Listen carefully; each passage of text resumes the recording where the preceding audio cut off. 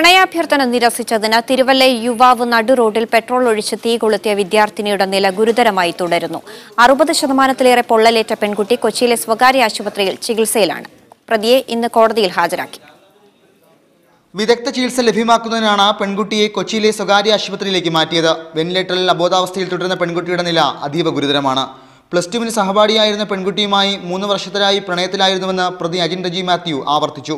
തിരുവല്ലയിൽ ഉപരിപഠനത്തിനായി ചേർന്ന പെൺകുട്ടി അടുത്തിടെ ബന്ധത്തിൽ നിന്ന് പിന്മാറി. തുടർച്ചയായി ശ്രമിച്ചിട്ടും ബന്ധം തുടരാൻ പെൺകുട്ടി താല്പര്യപ്പെട്ടില്ലെന്ന് അജിൻ പോലീസിന് മൊഴി നൽകി. ഈ പ്രതിയും ഈ വ്യക്തിയും കുട്ടിയും നേരത്തെ പരിചയമുണ്ടായിരുന്നു. അവർ തമ്മിൽ അടുപ്പത്തിലായിരുന്നു എന്നാണ് പ്രതിയുടെ മൊഴിയിൽ നിന്ന് മനസ്സിലാക്കിയിരുന്നത്. അപ്പോൾ അതൊരു ബന്ധത്തിൽ ചെറിയൊരു അകൽച്ച തോന്നിയപ്പോഴും അതിൽ അസ്വസ്ഥനായ പ്രതി ചെയ്ത ഒരു കുറ്റകൃത്യമാണ്. ഫോൺ വിളിക്കാൻ ശ്രമിച്ചെങ്കിലും പെൺകുട്ടി പ്രതികരിച്ചില്ല. ഇതിന് പ്രതികാരം ചെയ്യാനാണ് കുമ്പനാട് സ്വദേശിയായ അജിൻ തിരുവല്ലയിലെത്തിയത്.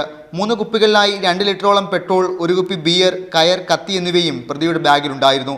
ക്ലാസ്സിലേക്ക് വരികയായിരുന്ന പെൺകുട്ടിയെ പഠിക്കുന്ന സ്ഥാപനത്തിന് തൊട്ടടുത്ത് തടഞ്ഞു നിർത്തി കത്തികൊണ്ട് വയറിൽ കുത്തിയ ശേഷം 1 കുപ്പിയിലെ പെട്രോൾ ഒഴിച്ച് തീ കൊളുത്തുകയായിരുന്നു.